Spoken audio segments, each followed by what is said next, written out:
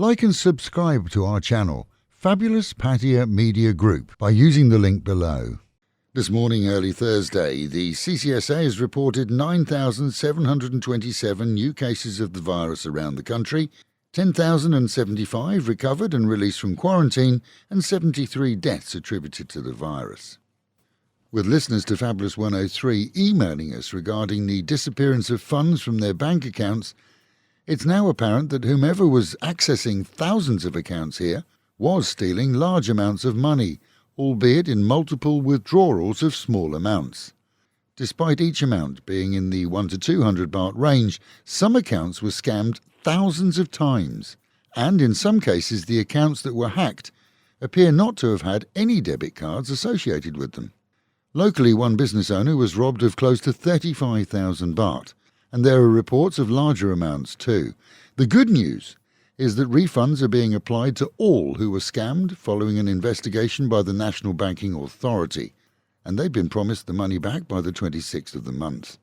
It would appear that the thefts all occurred within a 24-hour period on October the 14th. With customers refunded, the main issue is to ensure account security for the future, and we're told the banks are working to enhance controls to prevent a similar scam. To date, it appears banking systems don't notice, in some cases, 1,000 transactions for similar small amounts in a short period, which for most is very worrying.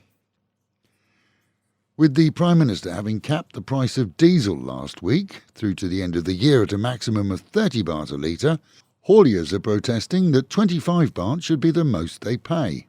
Concern has been raised that with the rising fuel prices, the cost of goods in shops will rise, as delivery costs rise too.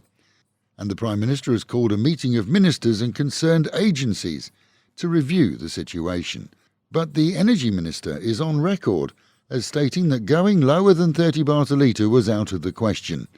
And so we can look forward to the cost of living rising over the coming months as the world price of oil dictated by OPEC continues to rise, as supplies are restricted from OPEC countries to the rest of the world.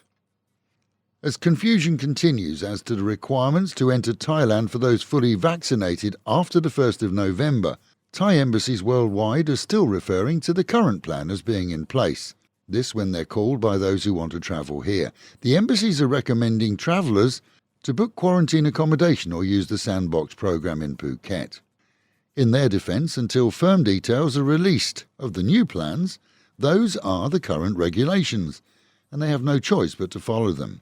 It's hoped a full definition of new regulations from the 1st of November will be released by this week's end, or maybe at the start of next. The Bangkok Metropolitan Organisation lays claim to close to 71% of all registered residents in the capital having received both vaccinations, with 8.13 million having received the first vaccination and 5.44 the second. It's good news on paper, but so far no reference to those who live and work in the capital but are not registered there in house books. For close to 4 weeks, flooding has continued unabated in some 15 provinces in Thailand due to the monsoons. In some areas, such as Ong Tong, residents have seen 2 metres of water in places currently, and with more rain on the way, there is little chance of immediate improvement. The transgender Malaysian, accused of insulting religious groups in her own country and who previously fled to Thailand, has been flown to Australia, which has offered her a new home. Boasting of her new status, the affluent businessperson didn't mention the efforts of Thailand, which was made effectively the pig in the middle between Australia offering a new home and Malaya demanding her return.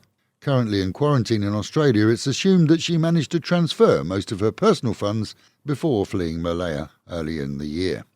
Meanwhile, in our own region, and early this morning, the Chonburi provincial offices reported 359 new cases of the virus in our area, 101 in Chonburi, 49 in Banglamung, including Pattaya, 68 in Sriracha, 38 in Sattahip, and in the same 24-hour periods, 5 deaths have been attributed to the virus.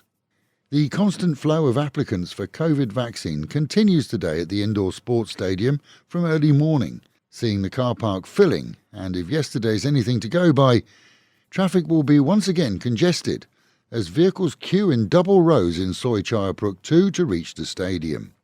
With school pupils receiving vaccination shots here too, the region's preparing for the reopening of schools in the new term, which is approaching. Is it smog we're seeing outside daily now? Well, actually no. With the ground soaked and water tables approaching ground level, morning fogs and mist cover our region daily.